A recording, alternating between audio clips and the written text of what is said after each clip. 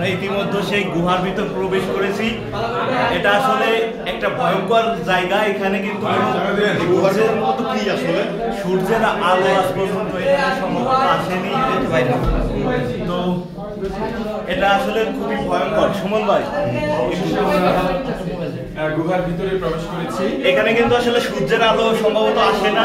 সূর্যের আলো উপর থেকে একটা ভয়ঙ্কর বিষয়, এবং উপর থেকে যদি এটা ভেঙে পড়ে আমরা কোনো সমস্যাতেই শেষ। হ্যাঁ, তো আসলে জীবনে রিস্ক নিতে হবে। রিস্ক না নিলে আমরা এগুলো আসলে দেখতে পাবো না।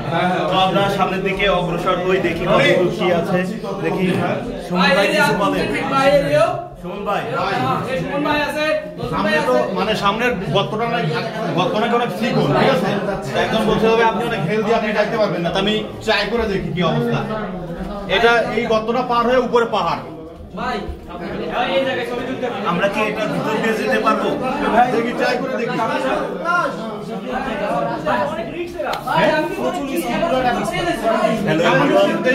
আমরা কিন্তু অনেকে যেতে ভয় পাচ্ছে যে অনেক রিস্কি হবে। তো আসলে আমরা এখনো কিছু হাঁটিনি। অনেকে এখানে এসে আবার ব্যাগ নিয়েছে। তো আমরা দেখি সর্বশেষ আমরা কত দূরে যেতে পারি। এখান থেকে লাশ বাড়িতে নেওয়া যাবে না ভাই।